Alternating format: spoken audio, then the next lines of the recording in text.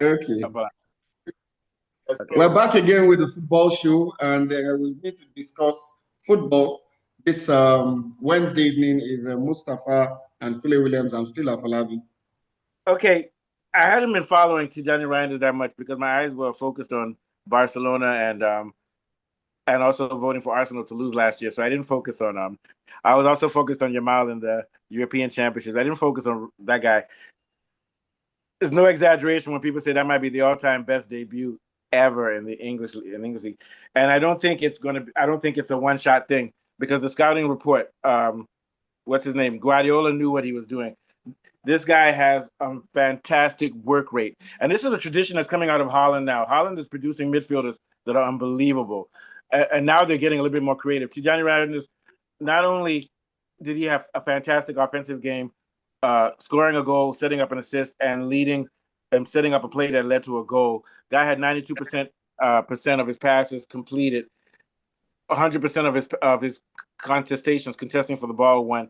He also played well in defense, linked and was going far forward. It's almost like I'm trying to. What position is this guy? Is he a is he a false nine? Is he a creative midfielder? Is he a CDM? He did everything in that game, and to me, he's a perfect, if not super, replacement for De Bruyne because we all know De Bruyne can go far, far, far forward, but this guy has much more range.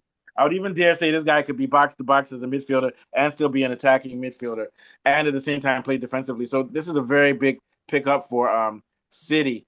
Kudos to Guardiola for picking up this guy. And this is just the first game, so we'll see. But just by looking, I can tell this guy is going to be electric, and this team is going to be dangerous. What are your thoughts of Falabi?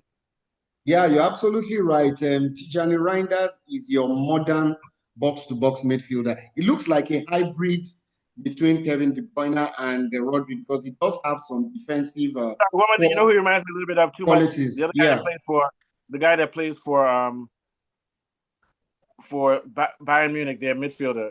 What's that guy that plays for Bayern Munich too? The one who's Nigerian, partly Nigerian. Is it Lema?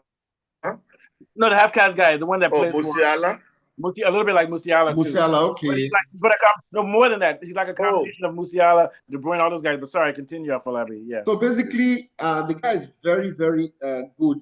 Guardiola tends to look for players that are very technical, and he has found another one. His passing is very creative. He's known for line breaking passes. Basically, if you look at one of his assists in that game against Wolves, he showed a lot of imagination. He just scooped the ball over the defender and he dropped in front of the player that crossed it to Alan. So the guy has a lot of imagination. He has a lot of vision too. He can play long passes from deep. Like you said in your opening,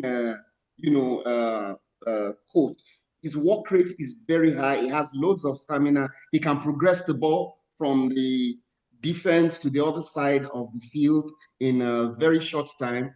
And he shoots very well too. And he's also very, comfortable with left and the right foot. So the guy is a modern day midfielder. I sincerely hope that, and the reason why Guardiola bought him was because last they depended so much on Rodri. He's trying to evolve Man City's game such that if Rodri is not available, they can play in a different way and still achieve the same goals. Yeah, and by having Reinders who can come back and help a little bit defensively, it now will make it a lot better for Kovacic because now Kovacic can go way back and be even more defensive. He can play more deeper. Don't expect Reinders to take over the position of a CDM, but he can take part of it so that now if you put Kovacic there once he's no longer injured, or anybody, it doesn't even need to be Kovacic, whoever's going to be their main CDM, the guys there are going to be able to have less responsibilities because we know that even what's his name, Rodri, had to start a lot of plays also and go forward a little bit. So it's perfect. And now they've also got a fullback. I forgot the guy's name. So and if they end up getting on Rodrigo, that's going to be scary. What are your thoughts, Kunle? Well, Kovacic is still injured. Let's just remember that. Oh yeah. I want to place a caveat in the Premier League. August always completely different to the rest of the season. I don't know why that's the case.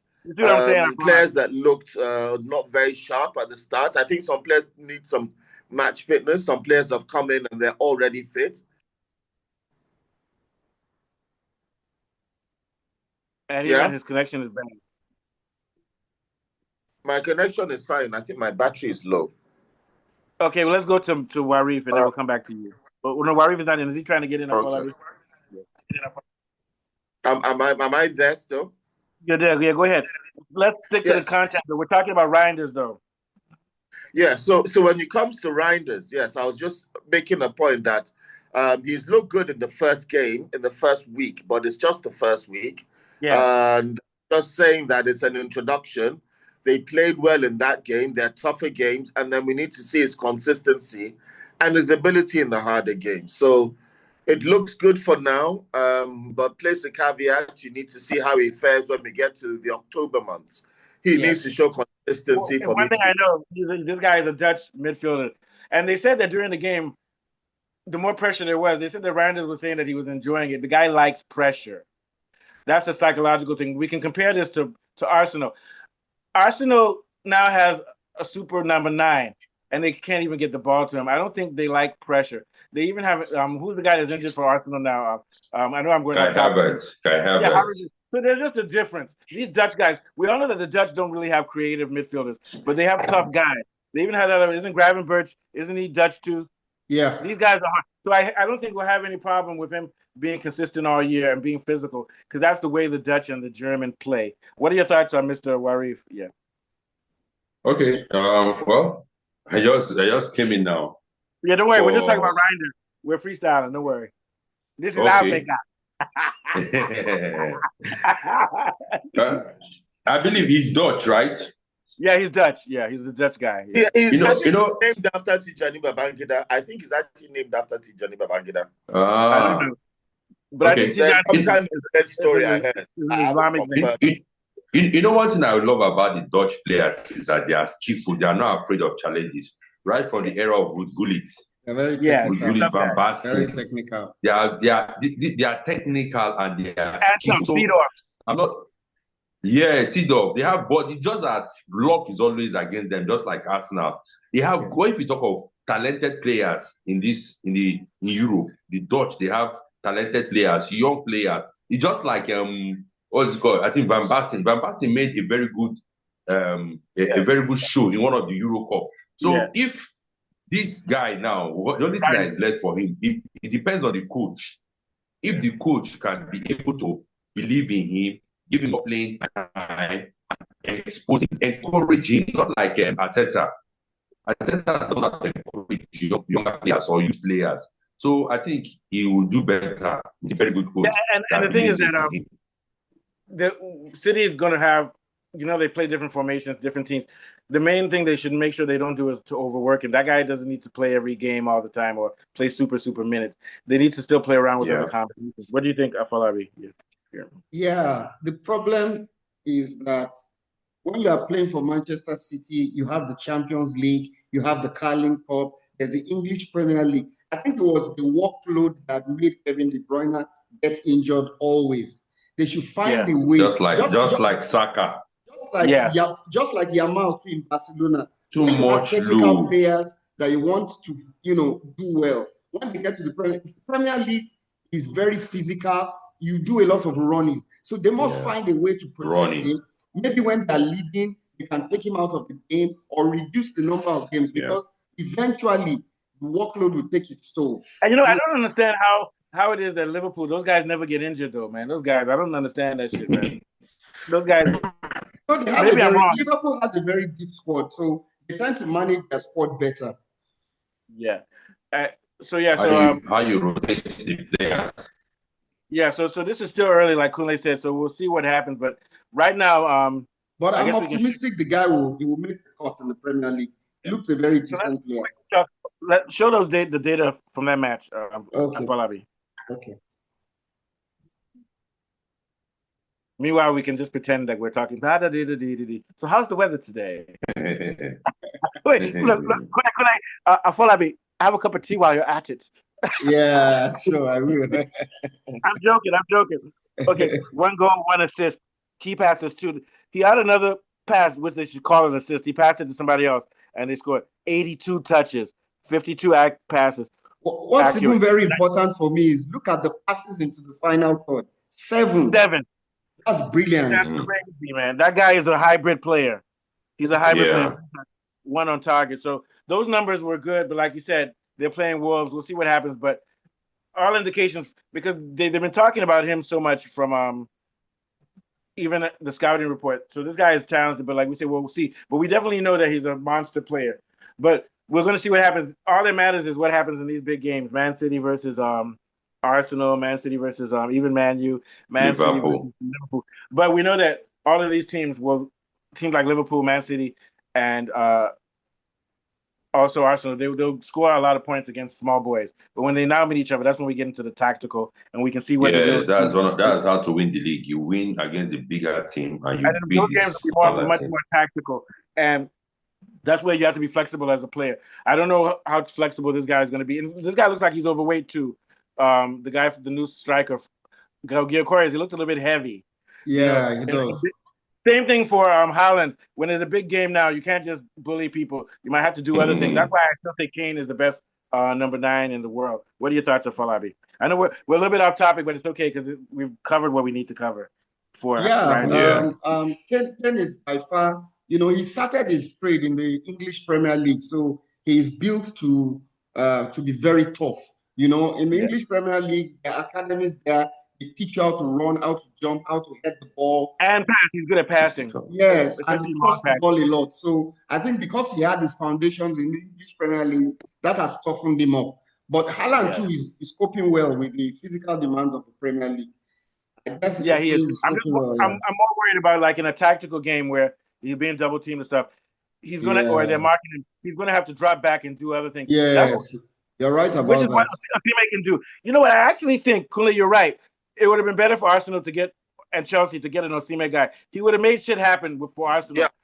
It looks like Gyökeres wants to be fed, but he's not doing a lot of work. Yeah, that's the kind of player he is. A natural striker. If Osimhen was white, I don't care about money or anything, he would be playing for one of these teams now. Or if he wasn't Nigerian. No, because they gave Gyökeres $75 million. I'm beginning to wonder, is that really worth it? No, man. What do you think, Kule? Yeah, well, I think Osimhen, you have to look at the people that are advising him because I think they're going where the money is. I think that they're probably the kind of people that managed Okocha. He wants to be a big fish in a small pond. I don't think he really appreciates the ceiling of level of football and notoriety that he can achieve in a big club. I think Osimhen wants to be one of those players that plays in smaller clubs. Looking at Tijjani, he looks like a finished, complete player. But like I said, we need to look at how he managed to fare throughout the season. Manchester City, we need to see if they've managed to shake that bug that they had on them that kicked in immediately Rodri got injured. Rodri is a completely different type of player from Rangers. He's missing. Kovacic is like Rodri but can't attack. He's missing. The transfer window is still open. September 1st, I think that Manchester City are going to do some more business before the window closes in the midfield, particularly defensive midfield. Let's wait and see. All right, so I follow me. Who's our scouting expert? Who are the players that they're trying to bring up? And who's that fullback they brought in that played very well too? And then the players they think they're looking at, I think it's the guy they brought in from Bournemouth, Aït-Nouri. His name is Aït-Nouri. Yeah, he did very well. And they're still trying to get Rodrigo. So this guy has a master plan, but he kept it quiet. Sometimes it's better to just keep quiet because everybody's like, City is finished. They've been slowly planning because that's how this guy does. Guardiola does. He'll have a plan, but you won't know it until it's finally revealed, So, and that's shaking up because right now with our power rankings, we can't really say. We'll still put right now. Like I think I put Liverpool and City as the top 2 for now. But this is it. This is just for this week. So we'll end with that. Who are your top 2, Afolabi? I'm with you. Liverpool and City. Arsenal need to convince me, and the reason is simple. They have bought a striker that doesn't play the way Arsenal plays. So they have to evolve their game to play to Gyökeres' strengths. You can see towards the end of that game, they reverted to type by bringing in Havertz. And I hear that Havertz is injured now. So they have funny, to find a way. Yeah. Also, what's funny is that they've been playing for 4 or 5 years without thinking about providing for a number 9, so they haven't developed that mentality. So the system is wedded in playing a false 9. That's why they don't cross a lot of balls into the box. Now they have to do that. So, and it's just going to take some time for the guy to adjust. And the way the Premier League is very physical, a lot of tall centre backs are going to be pulling him. You saw what matters the lead to him this weekend. Yeah. He didn't give him Thank you. What are your thoughts of top 2 and what Afolabi said, or Mr. Warif? Yeah. Well, I think for the top 2, I would say Liverpool, Man City, Arsenal. I'm not convinced. You're not a fan. Warif, you're not a fan. No. He's being objective. He's being objective. No. I'm sorry, See, the kind of fan that I am. The kind of fan that I am, I am always being real. Arsenal midfield is still not, our creative midfield is still not solid, because Gyökeres is the kind of player that you need to feed him the ball. You don't allow him to come deep into the midfield to struggle too much. So Arteta should study him. I don't know if maybe because Gyökeres, Arteta did not go for Gyökeres. It was the sporting director that said he wanted Gyökeres, while Arteta said he wanted Sesko. Maybe that's why Arteta is trying to frustrate him also. Yes, it was the fee that pushed them to Gyökeres from Sesko. Sesko was too expensive. So for Gyökeres to do better in Arsenal, Arteta need to work on the midfield, the creative midfield, to learn how to give him this ball. Then also Martinelli is not at his best right now. Arteta need to look at that. Maybe bring in somebody else that can do better. And also Odegaard is not at his best right now. He should train Nwaneri, give the Nwaneri some chance, make him believe that he's part of the team. Even this younger boy that is 15 years old, he can use him. The boy is good, even if not 90 minutes or 70 minutes. At least give him maybe 20 minutes or 25 minutes. Let the guy showcase himself. Yeah. Brilliant. This is the best show we've done so far. So we're going to end with Kunle. What are your thoughts on top 2 and any last thoughts you have, Kunle? Yeah, and the top 2, I'm quite sure that Liverpool is going to be there. As to who's going to be chasing them, I actually think Arsenal are going to be second or third. I think the fight for second place is going to be between Manchester City and Arsenal this season. I think that the criticism of Arsenal is premature and excessive, because that Manchester United team is a lot stronger than what you think. Yeah. And you should not be carried away with that result.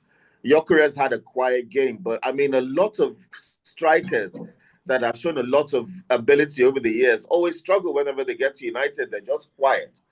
And I'm sorry, but even if this was the title-winning treble team of 1999 or the team with Ronaldo of 2008, when United and Arsenal get together, if it's only 1-0, then that's not enough to tell you whether the side is very good or very poor. I know Manchester United's main weakness is that they don't have a goalkeeper and they need to sort out the midfield. I know that Arsenal have just got a striker in, and they're trying to work out their new midfield. And I think they've got a solid defense. Arsenal have got a lot of chances to get far. I wouldn't post them as far back. The only problem I have with Arsenal is they're always poor after Christmas. We're going to hear lots of fantastic too much stories enjoyment between now and yeah. I tell you what, and by the way, the thing that you would have thought they would have won the league by the time you hear Arsenal fans, where they'll be shouting in November. But celebrating, it all goes tits up. So Arsenal is always a wait and see project. Yeah. No, yeah. I was just watching Sesko now. That guy reminds me a little bit of Lewandowski, a little bit, doesn't he? Yeah, the guy is big. That guy's crazy, man. And he takes shots from long distance. Powerful. Yeah, from outside the 18-yard box. That guy's new, a new guy. He has to be in the top. That's the height of a point guard in basketball. He's now in the top 3 of strikers in the world. I hadn't heard of him, but now I was just watching him. That guy's good, man. Leipzig. Yeah, crazy. Do you know my happiness? My happiness is that Arsenal has played Man U, because I think that guy picks form fully. Yeah. Be terror to teams. Yeah. Oh yeah, Arsenal should be happy because they got their 3 points. That's all that matters. All right. So take us out for today, Kunle. Thanks, guys. Good show. So it's been an interesting discussion into the first week of what is international football and the English Premier League, and we're looking forward to the machinations and the intricacies of what's going to go on in week 2 of what is the English Premier League 2025 to 2026. And from myself, Warif Afolabi Mustafa, we bid you farewell, adieu, enjoy, and like and subscribe, and we'll see you on the next one. That one is grammar. Adieu. Yeah. All right, guys.